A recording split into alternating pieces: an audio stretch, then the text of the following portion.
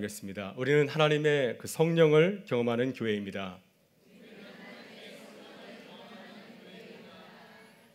다시 한번 인사하겠습니다. 당신은 영광스러운 하나님의 자녀입니다. 네, 아멘. 오래전에 보았던 제 만화 영화 중에서 아직도 기억에 남는 영화가 있습니다. 제가 영화를 좀 좋아하는데 시간이 없어가지고 최근 한 몇 년간은 한 편도 보지 못하고 있습니다. 라이언 킹이라는 그 만화 영화가 있습니다. 아마 다들 아실 텐데 이 영화에서 주인공은 심바라고 하는 아주 젊은 사자이죠. 그의 아버지는 무파사, 아프리카의 그 왕국의 모든 동물을 다스리는 왕입니다. 아들 심바는 이제 아버지 무파사의 뒤를 이어서 왕국의 그 뒤를 이을 후계자이죠. 그런데 아버지의 왕자를 누리는 이복 동생 스카, 아주 그 나쁜 그 사자 때문에 그 사자의 음모를 인해 가지고 아버지가 죽게 됩니다. 그리고 이 아들 심바는 자신의 그 잘못 때문에 아버지가 죽었다고 하는 그 죄책감을 느끼고서 이제 왕국을 떠나서 외딴 곳에서 살아가게 되죠. 그런 죄책감 때문에 자신이 누구인지를 그 후계자라는 사실을 잊어버리고 세상 친구들과 벗어나서 그냥 그렇고 하면서 하루하루를 살아가고 있습니다. 그러다가 아버지의 신하였던 올로 개코 원숭이, 그의 이름을 아십니까? 라피키. 라피키가 어느 날 찾아오게 됩니다. 그가 찾아와서 너는 이렇게 살아서는 안 된다. 너는 바로 이 왕국을 이어갈 후계자라는 사실을 갖다 보여주게 됩니다. 그러면서 아버지의 그 환상을 보여주게 되죠. 그걸 통해서 이제 아들 심바는 자신이 누구인지를 새롭게 깨닫게 되죠. 그러나서 이제 그는 다시 왕국으로 돌아가서 그 나쁜 숙부 스카를 몰아내고 왕국을 새롭게 재건한다는 그러한 이야기입니다. 여러분, 이 라이언 킹은 어린이날에서 만들어진 디즈니 만화 영화이지만은 지금도 뮤지컬로 만들어져서 이제 맨하탄 그 32병가에서는 매일같이 상영되는 그러한 뮤지컬이기도 하죠. 가족들이 함께 찾아와서 또 즐기는 그러한 뮤지컬이기도 합니다. 이 라이언 킹의 그 스토리가 현대인들에게 꾸준하게 사랑을 받는 이유가 무엇일까요? 우리들의 모습이 아마 아들 심바와 같지 않을까 생각이 듭니다. 여러 가지 상처 때문에 또 바쁜 일상 때문에 내가 누구인지를 모르고 그냥 일에 빠져서 일에 쫓겨서 살아갈 때가 얼마나 많이 있습니까? 그런데 그 라이언 킹이라는 그러한 이야기를 통해서 나의 모습을 한번 돌아볼 수 있게 해주기 때문에 이 스토리가 많은 현대인들에게 또 감동을 주고 도전을 준다고 생각이 듭니다.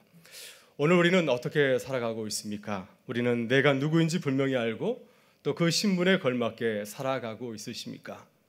우리는 하나님의 자녀요, 이 세상을 다스리는 창조주 하나님의 자녀인 줄 믿습니다.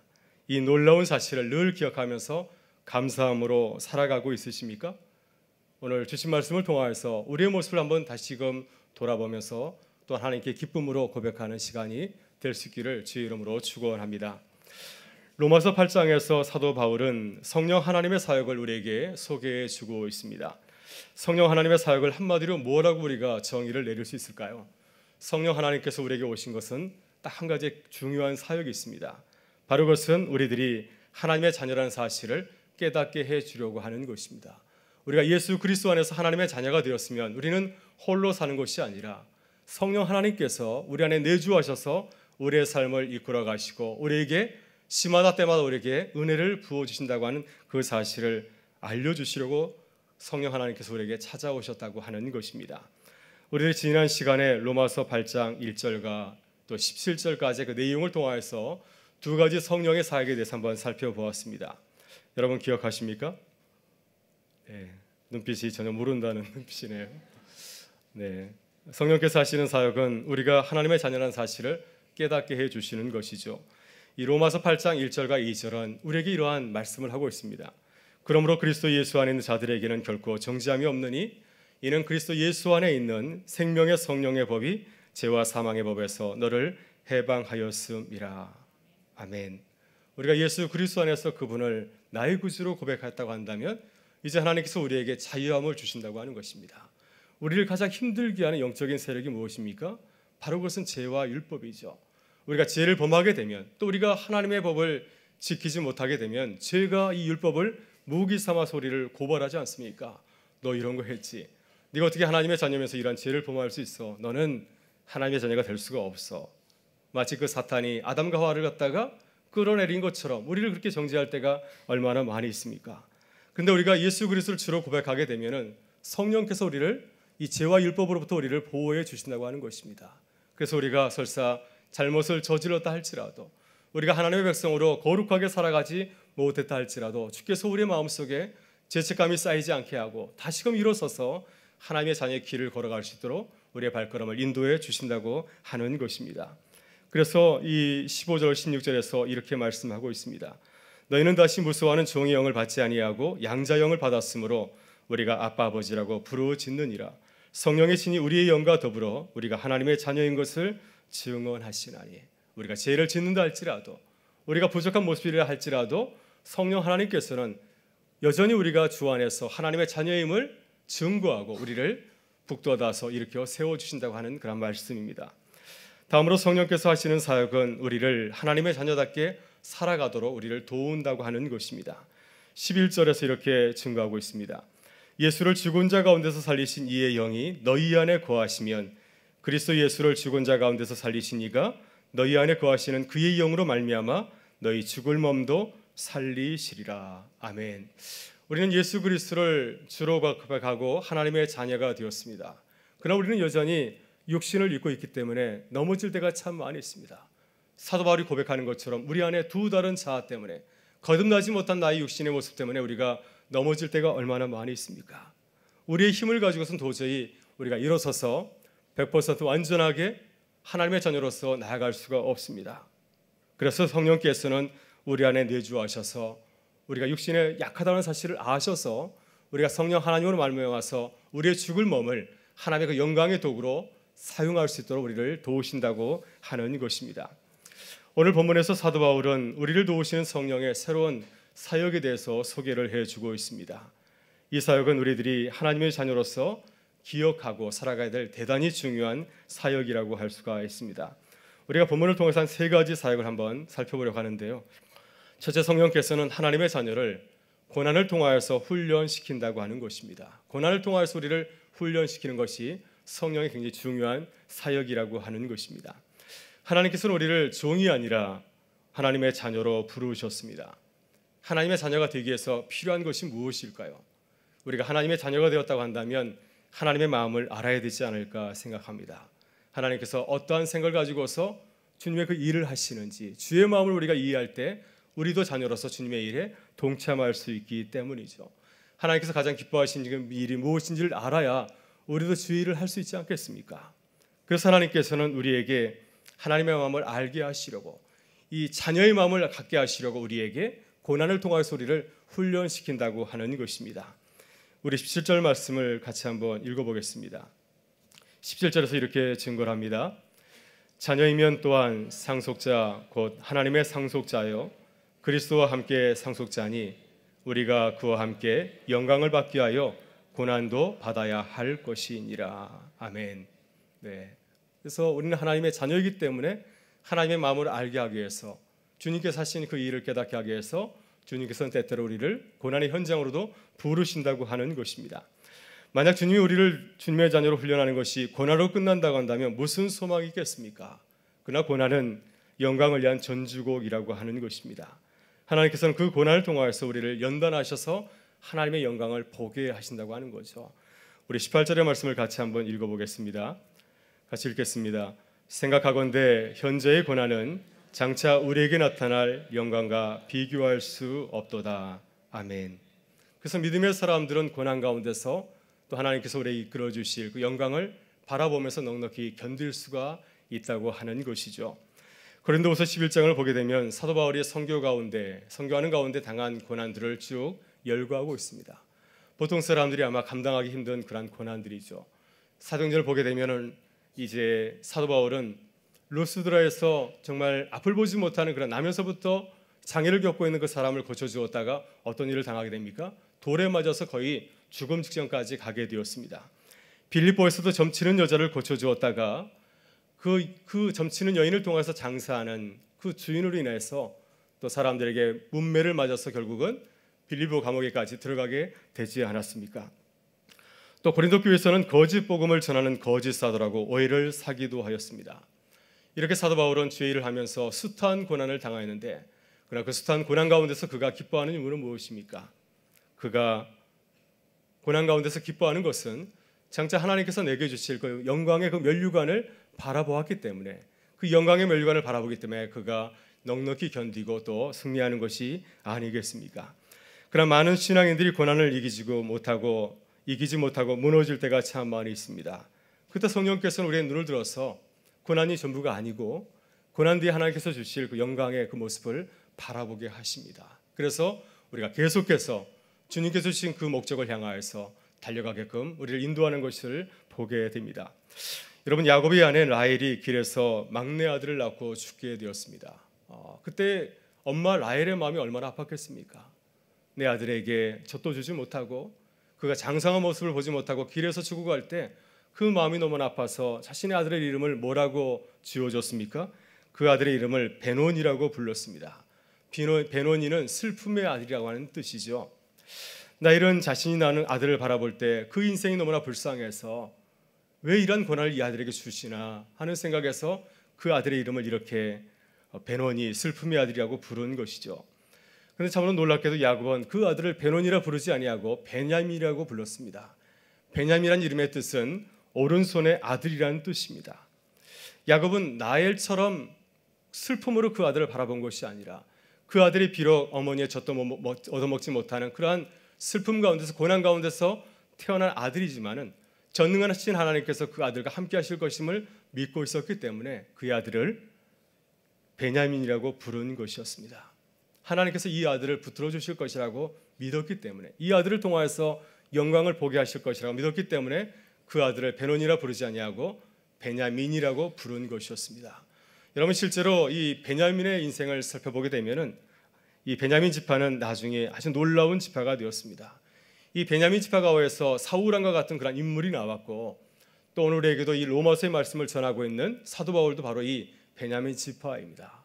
또 나중에 이제 이스라엘 왕국이 통일하는 과정 가운데서 이 베냐민 지파는 유다 지파를 도와서 아주 중요한 일들을 감당한 것을 보게 됩니다. 이렇게 베냐민은 야곱의 믿음대로 그의 인생이 하나님의 오른손에 붙들림 받아서 하나님의 영광을 보게 된 것을 우리가 확인해 볼 수가 있습니다. 따라서 우리는 고난을 바라볼 때 아버지의 뜻을 생각할 수 있기를 바랍니다. 하나님께서는 우리를 고난을 통해서 훈련하시는 줄 믿습니다. 우리가 고난이 다가올 때 고난을 인내하고 잘 견디는 것도 참 좋은 자세인 줄 믿습니다. 여러분, 요셉이 그러하지 않았습니까? 자신이 원하지 않는 고난을 참 많이 맞이하였습니다. 노예로 팔리게 되었고, 또 형들의 시기를 받아서 버림도 받게 되었고, 또 뜻하지 아니하게 감옥에까지 처하게 되었지만은 그러나 요셉은 잘 참고 견디어서 믿음의 사람으로 승리하게 되었습니다. 우리에게 이게 고난이 찾아올 때 잘 견디는 것, 하나님께서 우리의 발걸음을 인도해 주시겠지, 하나님께서 선한 길로 인도해 주실 거야, 이런 믿음을 가지고서 고난을 잘 견디는 것도 매우 중요합니다. 그러나 우리는 하나님의 뜻을 생각하면서 고난의 길을 걸어갈 수도 있어야 됩니다. 여러분, 예수님께서는 고난을 피하지 않았습니다. 고난의 길을 정면으로 돌파하였습니다. 십자가의 고난과 죽음의 길을 하나님의 뜻이라고 한다면 피하지 않냐고 그 길을 걸어간 것을 보게 됩니다.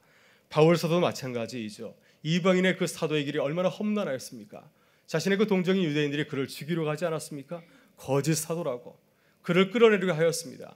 그러나 그것이 하나님의 뜻이라고 한다면 이 사도 바울도 마찬가지로 그것을 피하지 않냐고 그 정면 돌파한 것을 보게 됩니다. 여러분, 경남 거창 고등학교에 가게 되면은 직업 10개가 있다고 합니다. 체육관에. 한번 제가 거창에 가게 되면 그거 보고 싶은데요.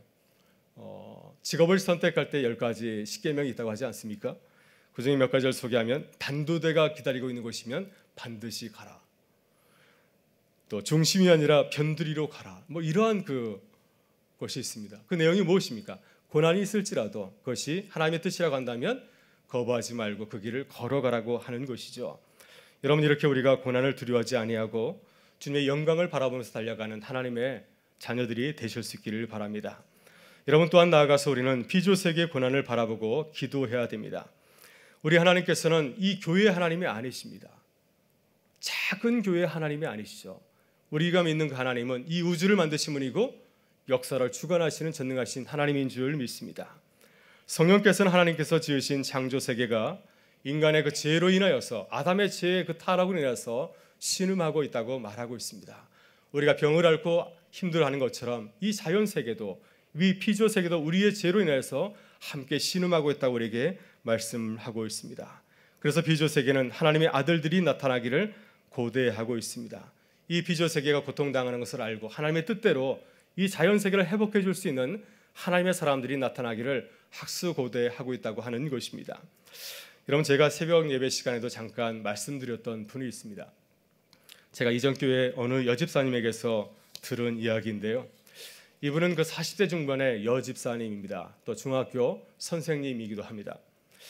이분은 자녀가 없습니다. 자녀를 낳고 싶었는데 나중에 결국 병원으로부터 불임 판정을 받게 되었습니다. 그래서 남편과 함께 크게 실망하였고 하나님을 원망하기도 하였습니다. 그런데 환경 세미나에 가서, 교사들을 위한 만들어진 환경 세미나에 가서 그 강사의 얘기를 듣고 큰 이루를 받았다고 하였습니다. 이 세상의 모든 생물은 사람을 비롯하여 동식물들도 한 6% 정도는 불임을 앓고 있다고 합니다. 사람만 아이를 낳지 못하는 것이 아니라 식물도 그렇고 또 동물들도 그렇다고 하는 것이죠. 그래서 이 불임의 문제는 나만의 문제가 아니라 이 세계가 앓고 있다는 사실을 이 여집사님이 알게 되었습니다. 그 사실을 알고 자신이 아이를 갖지 못하는 문제를 신앙적으로 바라보고 받아들이겠다고 고백하는 것을 들은 적이 있습니다. 여러분, 지난 여름 얼마나 덥고 힘들었습니까? 이것이 우연이 아니라 이것도 우리가 살고 있는 지구의 환경이 파괴되었기 때문이라고 하는 것이죠. 그래서 우리는 우리가 살고 있는 이 세계를 바라보면서도 환경을 위해서 믿음의 눈으로 바라보고 기도해야 될 줄 믿습니다. 우리가 정말로 하나님의 사람이라고 한다면 하나님께서 만드신 이 피조 세계가 고통을 앓고 있다는 것을 바라보면서 우리도 함께 기도하면서 고통 분담을 해야 될 줄 믿습니다. 음식 쓰레기 줄여야 됩니다. 그래서 저는 바람이 우리 교회에서는 음식 쓰레기가 하나도 안 나오면 좋겠습니다. 그래서 먹을 만큼 받아서 다 먹고 또 잔밥이 나오지 않는 것, 그것도 하나님의 교회가 가져야 될 중요한 모습이 아닌가 생각이 들고요. 또 전기를 아껴 쓰고 물을 아껴 쓰는 것, 또 환경을 돌보고 사랑하는 것, 이것도 마찬가지로 하나님의 자녀들이 힘써야 될 그러한 문제라고 하는 것입니다. 여러분, 우리 교회는 환경 살리기 부서가 있습니다. 또 우리 교회는 녹색교회로 지정을 받았습니다. 이 두 가지 사실을 살펴보더라도 우리 교회는 건강한 교회가 아닌가 생각이 듭니다. 우리 교회가 환경을 잘 살피는 그러한 교회가 되기를 바라고요. 하나님께서 우리에게 주신 이 아름다운 자연을 지키기 위해서 애쓰는 하나님의 교회가 될 수 있기를 주의 이름으로 축원합니다. 둘째, 성령의 사역은 하나님의 자녀를 위해서 기도하는 것입니다. 우리 본문 26절부터 28절의 말씀을 함께 보도록 하겠습니다. 같이 읽겠습니다. 이와 같이 성령도 우리의 연약함을 도우시나니 우리는 마땅히 기도할 바를 알지 못하나 오직 성령이 말할 수 없는 탄식으로 우리를 위하여 친히 간구하시느니라. 마음으로 살피시는 이가 성령의 생각을 아시나니 이는 성령이 하나님의 뜻대로 부르심을 입은 자들에게는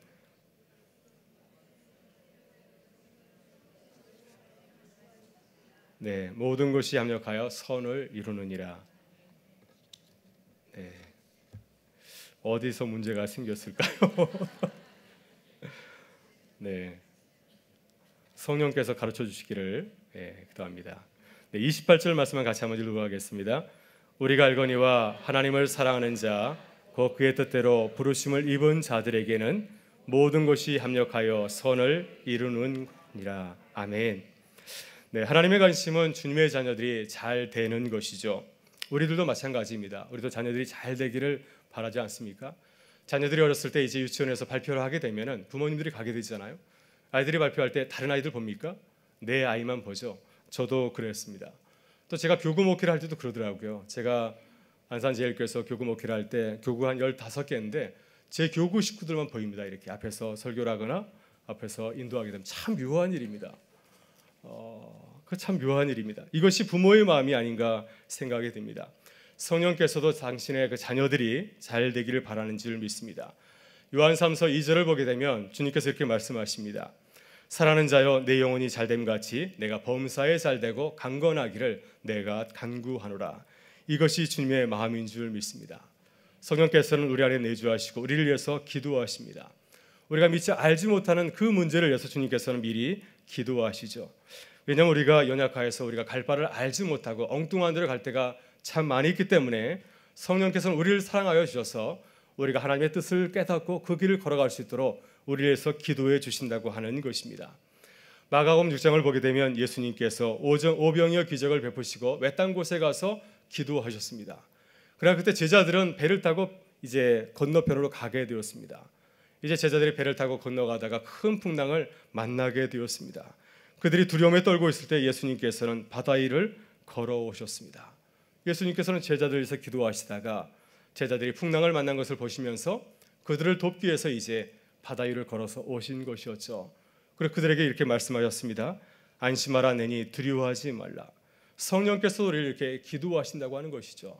우리가 갈 바를 알지 못할 때 우리를 위해서 기도하셔서 우리가 바른 길을 걸어갈 수 있도록 우리를 도우신다고 하는 것입니다.